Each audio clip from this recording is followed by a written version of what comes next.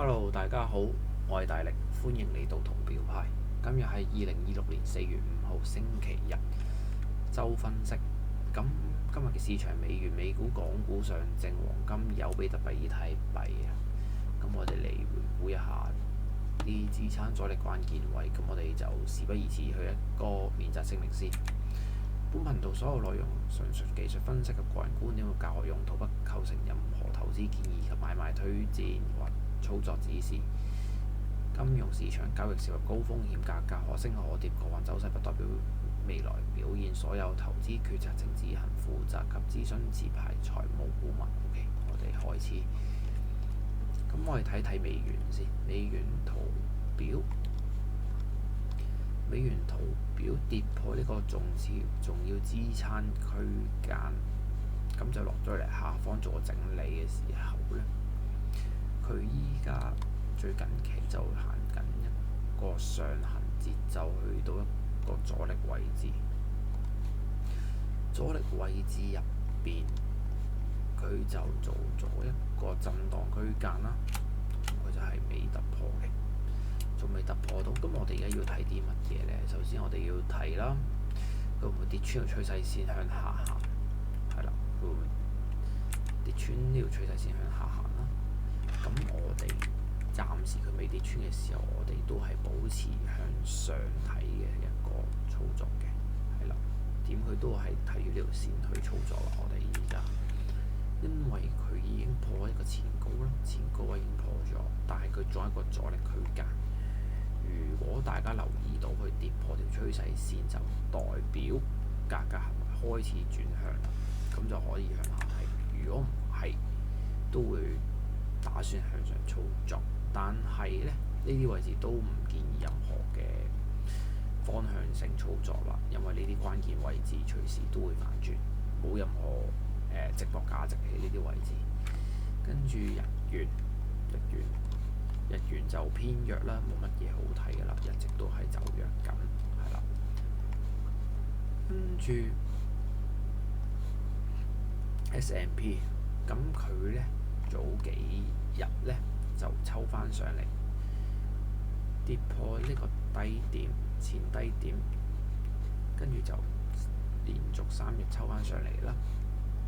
咁佢就企翻穩喺呢一關嘅支撐位置之上。係啦，咁佢就暫時睇到佢就壓住一條趨勢線咯。而家重要嘅阻力位係呢一條趨勢線啦，好明顯我哋見到。咁然後我哋亦都見到佢俾呢個前頂頂住咗，呢一個係個阻力位置。阻力位置呢一度係個阻力位置，係啦。咁佢依家咧就俾呢個阻力位置頂住咗，我哋就睇呢幾關啦。如果 S&P 500可以企穩呢條支撐線之上呢，而佢可以做一啲咁嘅動作呢，咁其實有機會可以做翻一個上行嘅操作嘅。即係我覺得睇圖表就冇俾市場嘅情緒影響，係啦。即係雖然係真係好淡，但係如果佢破咗呢條趨勢線呢，就可能要轉睇法。但係呢，我哋依家會睇佢都係壓住條趨勢線之下去做個震盪嘅。暫時我都會咁樣睇，壓住趨勢，除非佢破去呢度啦。佢破呢條趨勢線，破完呢兩關 lower time frame 嘅趨勢線呢，咁之後就會向上睇下個回調深啲嘅。跟住係啦，咁到時就會可能睇下呢一度會唔會有個反彈阻力啦。跟住就去到納指咧就更加差嘅，啱啱好頂住呢條阻力線啦，下方支持佢受呢位，但係我未覺得呢啲位一個重要嘅 support， 係啦。咁佢就睇會唔會喺度震啦，亦都好似 S&P 咁喺呢啲位震盪，跟住然後都壓住趨勢線咁樣繼續落啦，係啦，都係睇翻條趨勢線先嘅。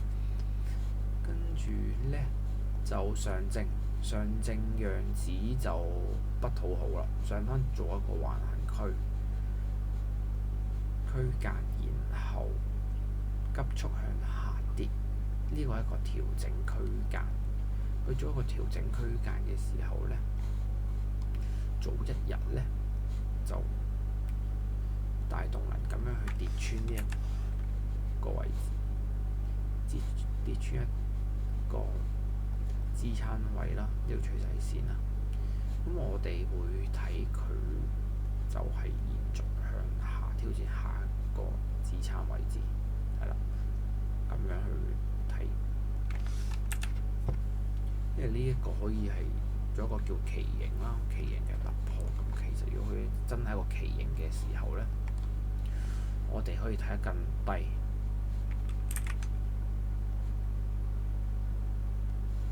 可能大概下一關係真係呢一度啦，3700幾。呢個係上證，但係我哋依家都要睇住呢一關為支持啦，阻力我哋會下調到呢一度啦。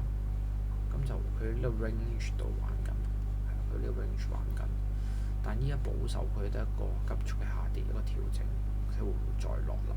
形態上會係咁樣去分析嘅。恒生指數嚟到恒生指數 ，OK， 恒生指數咧突破完呢度咧就一個大區間啦。呢度有一個叫做頭肩頂嘅動作，佢做一個頭肩頂嘅形態啦。然後佢嘅量度目標已經到咗啦，係啦，量度目標已經到咗，已經呢啲位到咗啦。咁做頭肩頂嘅人可能都已經獲利咗啦，去到呢啲位置。咁我哋一見到咧，佢一跌破咗呢個關重要支持啦，24,800嘅時候嘗試收復緊，睇呢一個位置會唔會有個 support？如果呢一個位置有支持咧，咁咧我哋就睇佢會唔會突破呢條通道啦，即係呢條趨勢線，突破呢條趨勢線啦。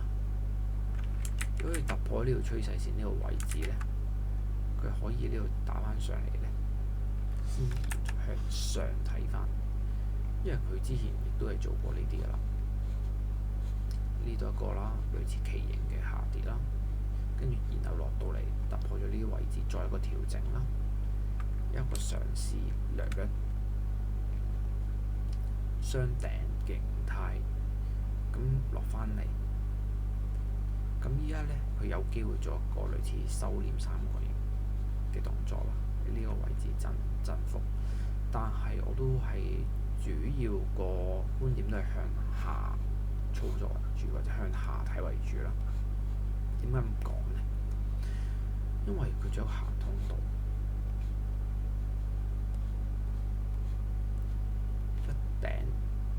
一頂低個頂，一底低個底，佢都係咁樣睇嘅，係啦。結構上佢都係咁樣去判斷佢噶啦。除非佢破趨勢線啦，破趨勢線，跟住咧仲要破埋呢一個位置先叫正式係反轉，但唔會睇到咁高啦。如果佢破趨勢線咧，就會嘗試捉一波回調啦，係啦，就係咁樣嘅。咁首先佢都要破咗呢樣嘢，如果唔係都係睇跌為主。黃金去到黃金啦，黃金個波幅都好大，咁上之前個禮拜啦，3月23號收個針嘅時候做個短期反彈上翻嚟，做一個短期反彈上翻嚟咧，咁就壓住一條趨勢線咁企緊上去咯，支撐阻力，咁樣就踩穩，繼續上去，係啦，咁樣我哋就繼續喺呢啲位置望住佢向上先，係，除非對破呢條趨勢線嘅時候，我哋先換轉向落睇。油價都冇乜懸念，都係暫時向上睇啦，一關一關咁向上操作，支撐阻力壓住，然後下一關就睇呢個阻力位置，比特幣跌破條通道，跟住呢，暫時呢，佢而家就呢一關支撐住啦。如果佢跌破呢度呢，其實佢都係偏弱勢嘅，係啦。以太幣就好少少，以太幣就呢條都係呢條通道調整區間啦。如果佢都係跌破咗呢條通道線呢，呢個低點呢，咁佢就會偏弱㗎啦。好啦，好啦，咁我哋今日就去到呢度，下次再見。